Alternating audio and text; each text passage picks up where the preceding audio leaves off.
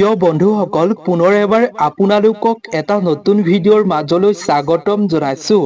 প্ৰিয় বন্ধুসকল, আজিৰ ভিডিঅ'টোত আমি আপোনালোকৰ লগত আপোনালোকৰ শৰীৰৰ উপকাৰৰ বাবে এটা গুৰুত্বপূৰ্ণ ভিডিঅ' শ্বেয়াৰ কৰিব খুজিছো। বিষয়টো হৈছে আজিৰ ভিডিঅ'টোৰ ভুলতো আপুনি কেতিয়াও গাখীৰৰ সৈতে সেৱন নকৰিব এইসমূহ বস্তু। গাখীৰ খোৱাৰ পাছত আপুনি এইসমূহ বস্তু নাখাব আৰু গাখীৰ খোৱাৰ আগতো আপুনি এইসমূহ বস্তু খাই গাখীৰ কেতিয়াও নাখাব। আমি হয়তো সকলোৱে দৈনিক গাখীৰ খাওঁ। গাখীৰ খালে আমাৰ শৰীৰত কেলছিয়াম আমি লাভ কৰোঁ। কিন্তু আমি গাখীৰ খোৱাৰ সময়ত বা গাখীৰ খোৱাৰ আগত কিছুমান বস্তু খালে আমি আমাৰ শৰীৰৰ উপকাৰৰ সলনি অপকাৰহে আমাৰ শৰীৰত সৃষ্টি হ'ব। সেইবাবে আমি গাখীৰ খোৱাৰ আগতেই বা গাখীৰ খোৱাৰ পাছতো আমি কিছুমান কথাৰ প্ৰতি কিছুমান বস্তুৰ প্ৰতি আমি সাৱধান অৱলম্বন কৰিব লাগে। গাখীৰ খোৱাটো শৰীৰৰ বাবে খুবেই উপকাৰী। ইয়াৰ পৰা আমি কেলছিয়াম পাওঁ আৰু যিয়ে আমাৰ হাড়বোৰ মজবুত কৰি দেহত শক্তিৰ প্ৰদান কৰে।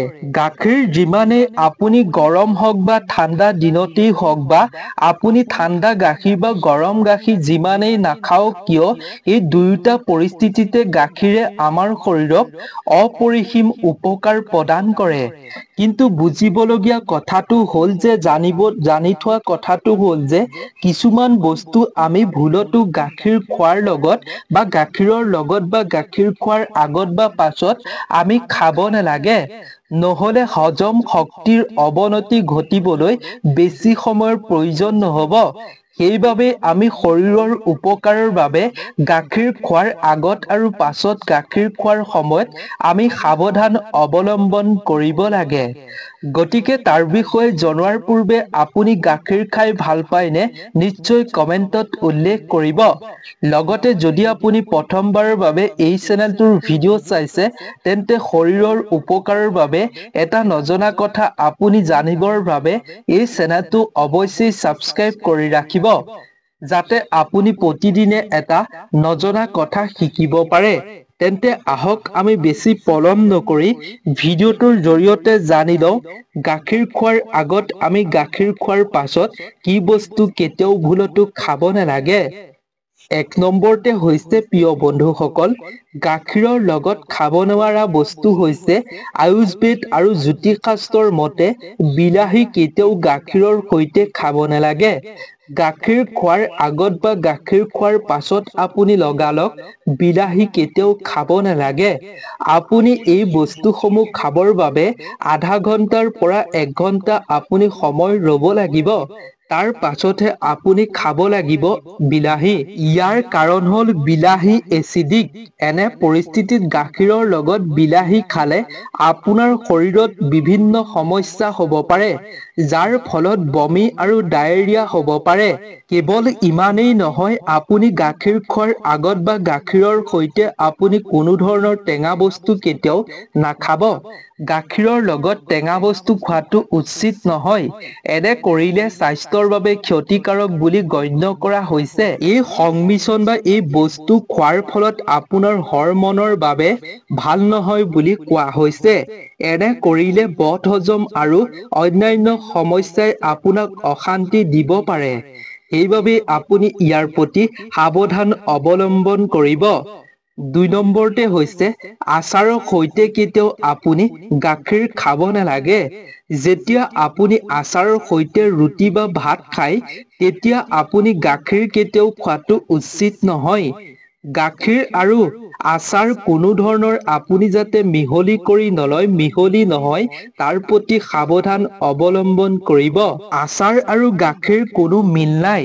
এই দুইবিধ একেলগে সেৱন কৰিলে আপুনি খালে আপোনাৰ হজম শক্তিত অসুবিধাৰ সৃষ্টি কৰিব পাৰে। সেইবাবে আপুনি আচাৰ আৰু গাখীৰ কেতিয়াও নাখাব ভুলতো একেলগতে। 3 নম্বৰতে হৈছে ফল খোৱাৰ পিছত আপুনি গাখীৰ নাখাব, কিন্তু আপুনি কলৰ দৰে মিঠা ফলৰ লগত গাখীৰ খাব পাৰে। কিন্তু আপুনি টেঙা ফলৰ লগত কেতিয়াও গাখীৰ খাব নালাগে। টেঙা ফল বা বস্তুৰ লগত গাখীৰ খাব ভুলতো নালাগে।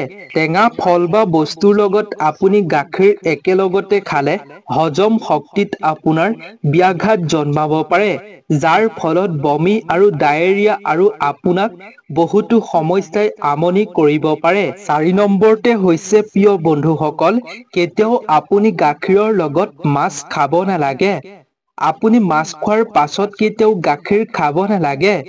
আপোনাৰ স্বাস্থ্যৰ ওপৰত বেয়া প্ৰভাৱ পৰিব পাৰে। হজম শক্তি আৰু ছালৰ লগত জড়িত সমস্যা হ'ব পাৰে। ছালৰ খজুৱতি বা জ্বলা-পোৰাৰ সমস্যাত আপুনি ভুগিবলগীয়া হ'ব পাৰে। সেইবাবে আপুনি মাছ খোৱাৰ পাছত কেতিয়াও গাখীৰ ভুলতো নাখাব আৰু মাছৰ লগত গাখীৰ কেতিয়াও নাখাব। তাৰ প্ৰতি আপুনি সাৱধান অৱলম্বন কৰিব নিজেই। আয়ুৰ্বেদৰ মতেও কোৱা হৈছে মাছ আৰু গাখীৰ একেলগে খালে শৰীৰত বিভিন্ন বেয়া প্ৰভাৱ পৰিব পাৰে। সেয়েহে এই দুটা বস্তু একেলগে খাব নালাগে। গাখীৰ প্ৰকৃতিত ঠাণ্ডা আৰু মাছ গৰম। দুয়োটা একেলগে খালে ভাৰসাম্যহীনতাৰ সৃষ্টি হ'ব পাৰে, যাৰ ফলত শৰীৰত ৰাসায়নিক পৰিৱৰ্তন হ'ব পাৰে। ৰোগ প্ৰতিৰোধ ক্ষমতা দুৰ্বল লোকে মাছ আৰু গাখীৰ খোৱাৰ পৰা একেবাৰে বিৰত থাকিব লাগে। 5 নম্বৰতে হৈছে কঁঠাল। গাখীৰ খোৱাৰ পিছত বা গাখীৰৰ লগত আপুনি কঁঠাল খোৱাৰ পৰা বিৰত থাকিব লাগে।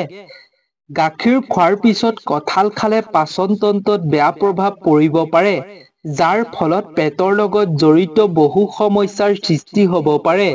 ইয়াৰ উপৰিও এই খাদ্য সংমিশ্ৰণে ছালৰ লগত জড়িত বিভিন্ন সমস্যাৰ সৃষ্টি কৰিব পাৰে। 6 নম্বৰতে হৈছে প্ৰিয় দৰ্শক, মূলা।